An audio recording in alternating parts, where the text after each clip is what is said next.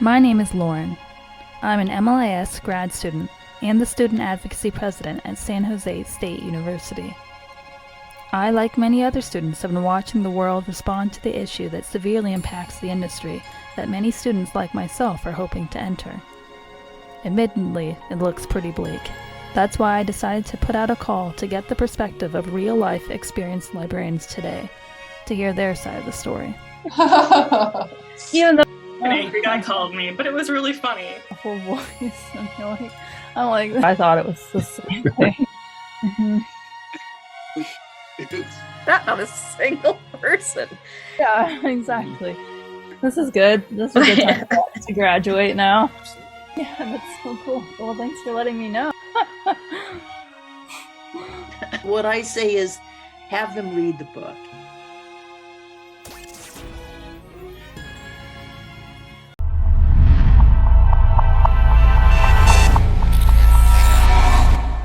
So if you want to do a small introduction, what has been your experience in your community around book bans or challenges, or if there has been any experience? Yeah, my experience has not been too in-depth as far as like the actual book bans, book challenges, book restriction goes. My library has been very lucky in that there have not been a lot of either what's called request for reconsiderations, just the fancy library terms for trying to have a book banned, or just outright cries. We've been very lucky that we've gotten a lot of support.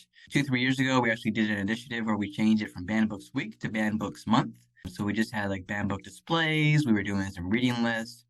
We made that all available at the branches and online, social media, and the website available for the entire month, as opposed to just the week. I would say that's probably like the most negativity I've come across in our libraries from banned books. And even that was not that much compared to like Florida and other places who are seeing rampant book bans. We had comments like, "Oh, why are you guys doing this? Why are you promoting those books?" You could see books like Melissa by Alex Gino, other books with LGBTQ themes, books with various people of color on the cover, and of course, library people are very creative. So people who aren't me did a very good job of like making banners and things showing we were celebrating Banned Books Week, but of course, more often we were celebrating freedom to read as opposed to banned books. We were celebrating the freedom to read. So there were several comments about those lines, like, ugh, like kind of like more so like smirks, sighs, deep sighs that I could see that people were looking at the display. Just those kind of unfortunate things, but it's very much I liken it to social media and trolls in that just those big loud voices are the ones that stand out. But compared to those 2 to 10 people that said comments like that, there were hundreds of people who were like, "Oh, this is cool. I love that you guys have this display. I love that you guys are promoting these books. I love that there's opportunities for us to get the banned books, the restricted books, the challenge books at our local library." I feel like I'm bouncing around from your question. Even recently, like with Amanda Gorman's book being challenged in various places, I had a grown-up and a kid come into the library, ask if we had that book in our library collection. I was able to put it on hold. They were like, "Oh, we're big Amanda Gorman fans. We love her poetry. We love what she did at the inauguration. We can't believe this. We just want to read it for herself and support her. We want to do it before it's too late in our school library." So moments like those are really cool to be a part of. See things like that. Without getting too specific, I think more my book ban experience comes helping out the local school districts. They have more book ban calls than the actual public library does, where parents want books to be challenged, banned, moved either from middle school, moved to high school, or high school just moved out. Sometimes they'll also even put a sticker on it and say, warning, trigger warning. These have various themes, which I'm kind of conflicted about because I'm like, well, what are you saying? Are you saying that the trigger is that there's people of color? Is an LGBTQ trigger? Are you using it as an example to say, oh, we're going to trigger it, but here's LGBTQ. Well, you may see this as a trigger. This is something for other students to be like, yes, that's exactly what we're looking for. So that's a rapid fire answer to your fairly simple intro question. That's interesting. Content warnings or trigger warnings, like I think are generally a good idea for certain types of content, and have been kind of like a scapegoat or like have been used negatively.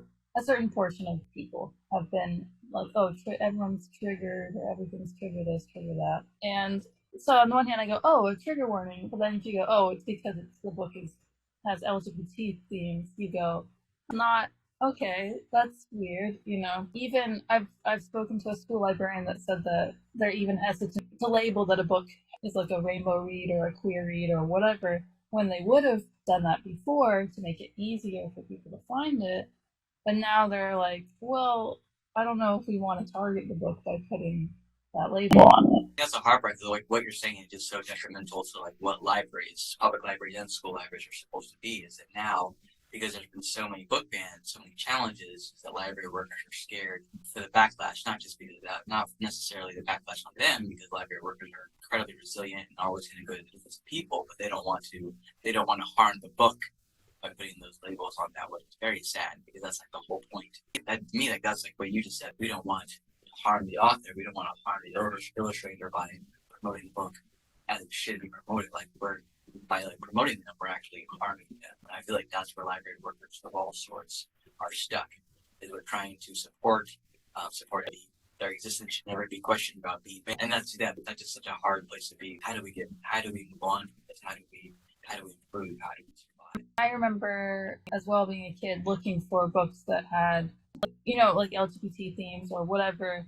And if there's a sticker on it, that helped me find it, but it also would have made me cautious of who would notice that I was reading it, etc., etc. Since you are in a public library that has maybe more of a social media presence than like a school library, has there been negative backlash to whether it's like the upcoming banned books week, month, etc., or anything else? I think it's about the same for us in our social media. It tends to trolls commenting, definitely more so on our Facebook posts than our Instagram posts, where you who are basically who are anti-LGBTQ, anti-Black Lives Matter, basically anti-representation, who will say basically will just parrot out the false information they've been given about books. My library social media team tries not to hide. We definitely didn't do it for that, but I think that was one where we were like, we had to go back and forth. Like, should we hide this? Like, it's a little bit of freedom of speech.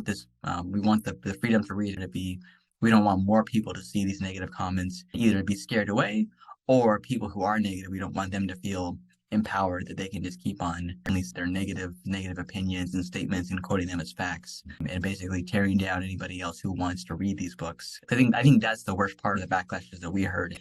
It becomes a tax on who want to read books. It's not just trying to share information with them. It's you are awful for reading this book. Like, you want to do inappropriate, immoral things because you like this book, which I think even like for me in my social media is always like the worst part that I see is like you say, oh, like that. Like I think I recently talked about the illustrated graphic novel, about how a teacher got in trouble for reading to their 8th grade class. And my stance is basically like, oh, we need to protect teachers. And Frank, she is her story deserves to be told, which even the graphic novel is just an adaptation of her journal. That's really what it is. It's not that it's written by somebody else. I mean, there's a couple of things that are changed, but it really is just pictures added to her graphic novel. And I got so many comments about like, oh, you just playing kids. This is all you actually had to mute the conversation. Would never do. I'm almost always willing to get all the comments that come flowing at me because usually there will be an overwhelming amount of positive ones, but that one was just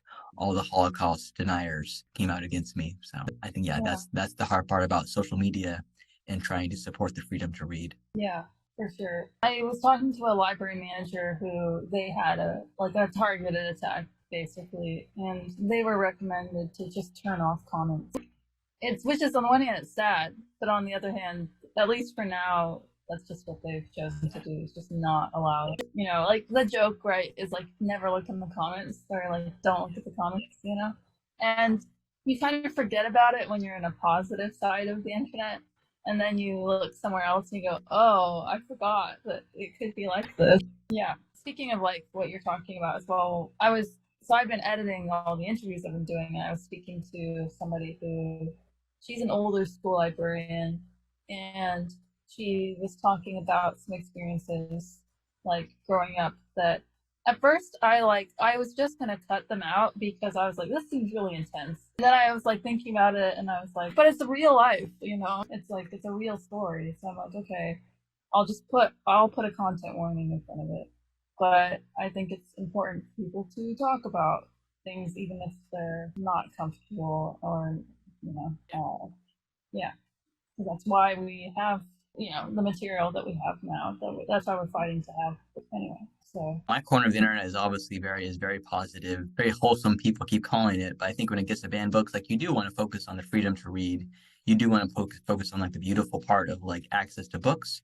But you do have to sometimes get controversial. You have to get into the scary conversations. I mean, banned books that they had LeVar Burton cursing and talking about different books, which is obviously very very difficult to do. I mean, he's a real human. I'm sure he curses when he's not making Reading Rainbow and podcast conversations, but to have him cursing about Entangle Makes Three and different things is all because people have made just like the simple stories of joy of like representation. They just made it bigger, and so I'm glad that you're considering including those aspects for your story. Right. Yeah. I mean, a lot of things, I guess, it's been a while, have been like politicized to a level where it's like, oh, you're on this side or you're on that side about every issue.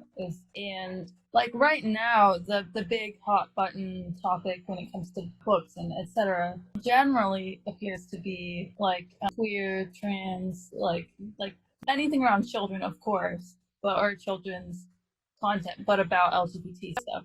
But like just like everyone was only like the main thing people talked was critical race theory, and not that that's gone away, but it's like the dial shifts a little bit, and this is now the thing that people are talking about. And I'm sure it's frustrating as like I mean it's frustrating regardless to see like okay we're talking about material that is like for kids and you're comparing it to college level theory anyway, and then it becomes now you're including anything that potentially has non-white people in it. I'm confused. Like yeah, it's I mean with the queer stuff, the child if a children's book character has two dads, is that on the same level as this other material you're disliking? Like, it's pretty wild. Because you've been connected to the school libraries, have you noticed any change or any concerns from them? I know this is just a new academic year. Has anything changed you've been noticing? Well,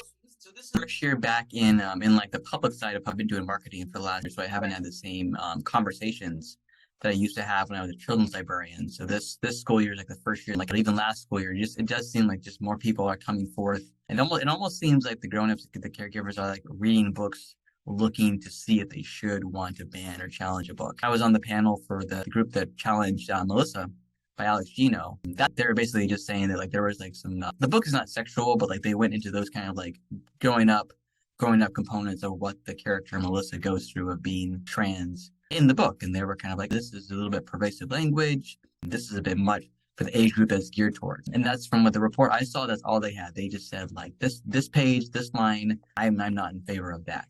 And luckily, the people on the panel, myself, the district librarian, and other people ultimately said, we respect your query, but we're going to go ahead and keep this book in the curriculum. So I do appreciate it. At least it appears that people are trying to be a little bit more insightful. Like at least they're reading the books. I feel like for the last few years, it was just simply that people just didn't read the books. They either just saw Ron DeSantis talking about books, or they saw people in his line of thinking saying, oh, these books are bad. This is critical race theory. They're trying to indoctrinate our kids. They're trying to make our kids feel guilty. And they just glanced at the synopsis, or often they didn't even glance at the synopsis. They just glanced at the cover. They read a few more negative reviews and said, yes, I agree. Let's ban this book in my school curriculum too. I feel like this school year, people are more willing to have honest conversations, although it does appear that there are, again, more calls for these books just because the book banners are so loud right now that they're basically just giving the caregivers who are worried about these kind of books, they're just giving them ammo. They're giving them titles to review and review for themselves. So while that's discouraging, I am at least excited that the librarians at the school level and other parents are willing to fight, and the teachers are willing to fight on behalf of these books, that they're willing to take a stand, which I think they always were, but I think they were rightfully so. They were much more concerned about their job, which I would encourage people to still keep your job. Like we need people like that in those positions. So like keep on taking a stand, keep on fighting, but don't let it cost you your livelihood. So I think that's the trend I've noticed, is that there's a lot more fighters on behalf of banned books. Like I just had a conversation on book bans with somebody else, and I was talking about how my county, my library is not particularly impacted, but as I'm sure you would agree, all library workers kind of take a stand, fight for one another. So when we see this uprising, that's when we all come together. Yeah, I've also spoken to a lot of school librarians. A lot of school librarians are the sole librarians in their school, maybe even in their district. In California, that is an ongoing issue that we need more teacher librarians. The school know that there are some districts that are more connected to the public libraries that can back them up, because that would hopefully seem like a no-brainer, but people are busy. I guess since you've worked with children, as a children's librarian, is that when you first started getting connected to the school libraries? Yeah, it was. That was exactly when I got connected. I was library assistant before I became the children's librarian. So because my county has always encouraged outreach, I got to kind of be paired up with a children's librarian all the time. And that's when I realized how much I wanted to become one. And I saw how much she was doing in the school libraries. She was the one who first started the mobile library outreach with the suitcase full of books that I'm always talking about. I kind of inherited that, and for me, I think I just going to all the schools, I just saw how important it was for me to connect with them. Even I realized there's so many schools, I saw how many kids were not coming to the library just because parents, caregivers, aunts, uncles are so tired after work that they just can't bring them to the library. So for me, I was like, well, let me see what I can do to partner with the schools. I can just provide public library resources that way. I can tell them about the books that we have that they may not have because the public library, at least for me or for my system, has a bigger budget than the school library. So we're able to get the books, the options that they may not necessarily have. And as shy, as introverted as I am, I also realize, you know, how many teacher friends I have. My mom's a teacher, my cousins are teachers. I know how busy they are. The email is hard to check. So I would just literally just go to the different schools, ask if I could talk with the principal, and I would just take 5 minutes of their time, and I would just go on and on about like how important books and literacy were for their students and let them know that I wasn't going to take all their time. I just wanted opportunity, permission to reach out to as many classes as I could, because oftentimes just because principals are busy as administrators that they don't have the best of relationships with the school librarians, and the school librarians and library media techs would get discouraged. Like they would be super gung-ho, super excited to get an email, get a call from people like me, other children's librarians who wanted to connect. They would be like, this is so cool. We would love to partner with the library, but we need to talk to their principal. He, she, they are very busy. So I just tried to help out. I just made that initial contact with the principal, and I was like, oh, I just need your permission so I can work with them. And they would just say, okay, we'll email the school librarian, we'll email the school library media tech and say that they're good to go, they're good to work with you. And then I literally just spent most of my time as a children's librarian in the schools, at preschools, at other sites, just visiting classes on a monthly or weekly basis, just telling them all about what the library has to offer and the new book, my favorite books, all sorts of just giving them library information. Yeah, that's when I first got connected with the schools, was as a children's librarian and seeing how much they needed information in library access. Yeah, I was speaking to someone who was saying like she's glad of generally is that if she feels like she can't have a book in her library as a school librarian, that she can just look up the public library and they will probably have, and there she can just point like, I'm sorry, I can't have this, but if you want this, it's just across the street, or like, you know, that's simple to access it, potentially even online. Most of the districts in my library system, I mean, we serve, I think, eight or nine different cities. In all but one, we have a partnership with the school district so that students automatically have a library card. They have a student access card so they can check out up to 3 print items. And so for me, that's like, if we're going to offer that, that means that the school libraries and the public libraries, we have to have constant communication. We have to work together. I mean, we'll always be a little bit different in that public libraries. AR levels are just not something that we organize by, just because we recognize that people are at different reading levels. And we understand why the schools have to do that, because third grade, fourth grade, fifth grade, etc. That's what caregivers, as the grown-ups, are looking for, is for their kid to be at that reading level. But the public library is of course that institution where I read for enjoyment. That's our first goal, is we want you at reading level, but we know that you have to be into reading to get to that reading level, which is important to book access. Is you need more and more books to fall in love with reading. The more books that we restrict, the more books that we physically remove, that we say, oh, you can't read. Of course, is another topic. Is as soon as you do that, people like me are like, oh, now we got to read this book. Like, I need to know. But for kids, that book has to be available for them to be able to do that, for them to be able to say, oh, banned, forbidden. That means it's for me. That's my first sign of a good book, is when it's forbidden. But public libraries have to be able to have that book on the shelves to spike their interest of, oh, what's this forbidden fruit that I need in my life? Yes. Yeah, exactly. So because you've actually been the panel for people making those decisions, so like, how did you become a part of that, I guess? For the school district, it's they just have a criteria. I forget the criteria off the top of my head, but it is the district librarian is a part of it. I believe it tends to be a teacher, someone on like the student board. And my role was as a community member. Right. Okay. Someone's always going to be for schools, the district librarian, the person in charge of the libraries for the system, some form of either an administrator or a teacher, probably the school board, the parent, the PTA. It could just be a regular community member. It could be a dentist, could be a parent, or because of either relationship, they just chose me as the local librarian to be a part of the committee. That's cool. And speaking of Melissa, I actually read Melissa when I took children's literature in my undergrad. Yeah, so it's very interesting to think it's just not necessarily new books, right? Yeah. Like, I know that Melissa was originally published under the other name, But it's like, yeah, it's like this book has been around, you know. So interesting. Like Drama by Raina Telgemeier is, I think I haven't read Drama in a long time. I think Drama is banned for LGBTQ themes because it's Raina's story of in middle school, as all of Raina's books that are about their life. But that book's been around for a long, because people have been asking about banned books. I've been looking at the various lists of like all-time book bans, and Drama by Raina Telgemeier is constantly on there, which is very cool to see that it's checked out so often at my library. Like it's never on the shelf. So I mean, one, it's just a great book that the kids love. I mean, Raina Telgemeier is like the reluctant reader's author. She can hook anybody, kids, teens, boys, all genders seem to love what Raina Telgemeier writes about. But yeah, like you just said, I mean, that's an older book. It's not like these books are just like freshly released. Jason Step Boy and being like, oh, we got to get this one out of here, or reading Jerry new graphic novel, which they do. They still do that. But a lot of these books, like you just said, have been around for so long. We've been reading them. They're the books that people our age grew up on. Right. Like John Green's books, like, are still challenged, and he's online. His presence is obviously frustrated with this, and he's like fought his district for it because it's a YA book. Like, that's his intention. Like, it's not an adult book. It's not meant, like, any, adults can read YA, but like it has a designated audience, and so it is frustrating when, like, a conversation I've had with, like, especially school librarians again and again is like, wouldn't you like adults would rather avoid all like adult themes, which I understand.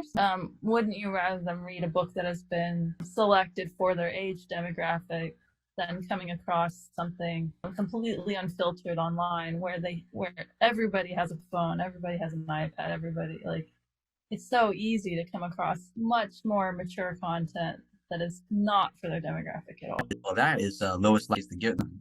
I mean, you talk about banned books, you always get in the themes of like, oh, is it banned for LGBTQIA plus? Is it banned for critical race theory? Do they think it's some sort of agenda? Those aren't what goes into The Giver. I mean, The Giver is what you just talked about. It's seemingly adult themes, but the main character is just a younger kid. And while they do talk about some dark themes, I know that people go between, should The Giver be YA?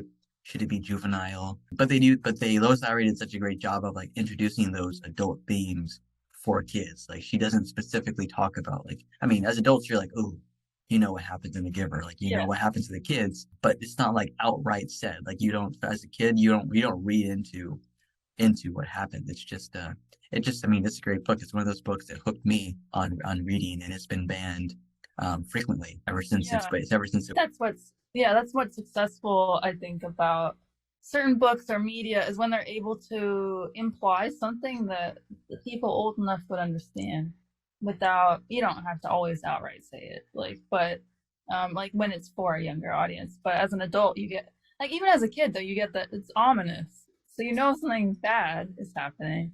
But yeah, I mean, another thing even is, if a kid picks a book that is over their head, they'll get bored and they will put it down. They'll go, I don't really get it. It's not for me. And that's fine, but most kids aren't going to push through something that they're not that into. I guess the main concern is like, how far could this go?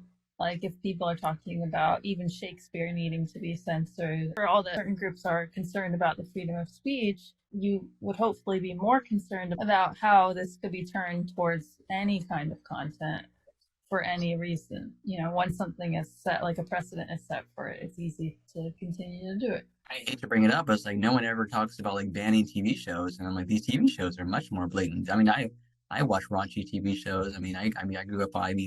King of the Hill is one of my favorite animated shows. I mean, the American Dads, the Family Guys, I mean, even Bob's Burgers. Like, those shows go there. Like you said, I mean, kids have access to them. They can just turn them on, and no one is sitting there saying, let's ban these shows. Like, what are they teaching our children? They're just like, oh, I think because they see TV as just entertainment, whereas books are educational, and I think that's the fear, that they're like, oh, this is a tool, whereas this is fun. So, but I don't like to say that like too often, just because I'm like, oh, because they will just start banning these shows once we start saying that. But or filtering the internet, or like, there are already like parental controls, but if somebody has a cell phone, how realistically are they on parental controls? Probably exactly. not. Yeah. And I mean, I've talked to a teacher librarian that said it doesn't matter what we do to the school computers. If they want to find something, they will find something. They're good at it. Yeah. And I mean, even just being on Twitter, which is not, Twitter, like, you can just scroll and see something that is untagged. It just happens Yeah. to be there.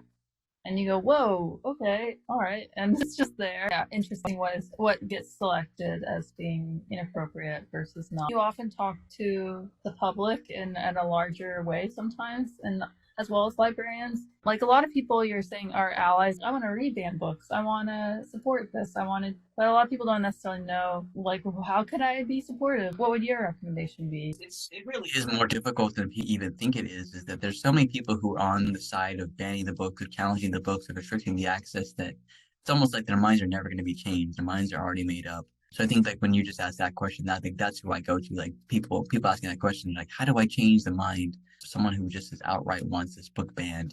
And I think my first thing we would do is just to implore them to either one, tell you if they have read the book, or no. Well, if they say yes, just I think I would almost quiz them on the book. I would ask them what it's about. I would just find out honestly if they have read it, and I would just show them. Hopefully they haven't read it, and then you can deal with that. So I think that's the first thing, is just to encourage people to literally read the banned books, and then I show people that the books, the LGBTQIA plus, the books with the people of color, and the LGBTQ trends is not it's not an agenda where it's not trying to change to make kids gay. You and I know that you can't make a kid gay from a book.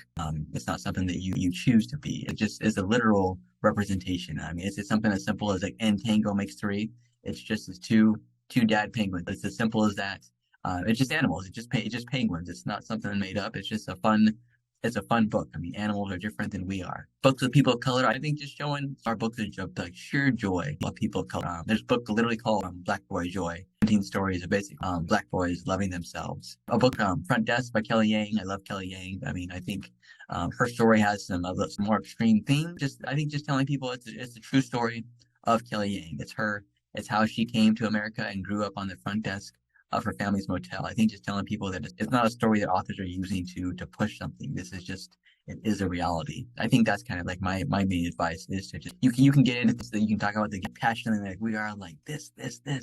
What are you doing? What are you thinking? But I think my advice for people to convince the book banners that they're wrong, that kids, teens, adults deserve access to all these books, is showing them the joy, showing them why it matters. Very, very briefly, I know you just said you're on Twitter. I'm on Twitter. I came across a tweet where Between the World and Me by Ta-Nehisi Coates. There was a teacher who got in trouble for reading that book to the kids because the kids said that made them feel guilty as white kids. I think things like that are important to see. That the future of book banning is that like these kids are realizing what you're saying. I think I saw a comment on that. I was like, oh, well, next thing you know, kids are just going to be like, I'm in my math class. I'm feeling guilty. I can't read this math book. And so I think just showing people things like that, like showing them like the true dangers of what they're doing, like in a way that everybody can understand on both sides, that there are repercussions, that the kids and teens are watching, that they're much smarter than we give them credit for. And I think also just using preschoolers at the basic level, using the love that preschoolers and kindergartners have for books, for libraries, that these kids don't. I mean, they see color, but they're just like, oh, that's super. I have a TikTok where when I was a children's librarian, I was delivering the suitcase full of books to the kids, and then there's with the Muslim girl on the cover, two of the kids who were like, we need this book. This looks like one of the new kids. We've been dying to be this kid. Maybe this book will help them get to know. That's what kids see. Kids don't see critical race theory. They don't see an agenda. They see a chance to connect with their peers, with their future friends. So I think that's my overall goal, is to support the freedom to read the banned books, tell other people to read the banned books, keep it going, tell the book that they're wrong. I mean, don't curse them out. Tell Ron is what he's doing is wrong. People like books, and then just use the examples of the kids why they need those books, the joy behind these books that people are. Especially when you're a kid, but at any point when you're reading fiction, you get to live a piece of somebody's life for a while, and you get to empathize with them. And you don't have to be anything like that person to empathize with them and to understand them a little bit better. And I think that it doesn't even have to be your favorite book, but just to take a little bit of time to see somebody else's perspective for a while. I think any one of the people that are concerned about some of these materials could probably learn something by just spending a little bit of time one of these books for a while and see the perspective. I think that's excellent advice. I think that's a good place to start. You talking about this with me. Is there anything that I didn't bring up that you thought of that you would like to bring up? You know, you said you're going to try to protect people's identity, but I'll let you know I did a TikTok with the California governor's office. It was supposed to be for like a back to school thing, but I kind of spun it to be banned books, so they're probably going to use it this week as part of the ban book initiative. Governor Newsom basically just made it illegal to ban books in California. His office sent me an email the other day and said that they're probably going to release the video at some point this week. So if you would like to, I can send you that. You can absolutely feel free to use that if you think it would help at all. Wow, okay, Yeah. that's cool. Right? I'm sure if you search Newsom California banned books, there will be endless articles that come up on the bill that he passed. Wait, when did it pass? I think it passed on Monday. Either this Monday or it's getting ready to pass this upcoming Monday. Okay, because I haven't heard anything about it. It's pretty brand new. Governor, yeah, Monday. Monday? Okay. Like literally the article that pops up was posted 3 hours ago. Well, dang. Okay. Wow. That's why I was like, huh? Yeah. We were just talking about how there's some states that have already done this. So, like Illinois, I think. So we were like, well, that's exciting. Absolutely. Yeah, that's so cool. Well, thanks for letting me know.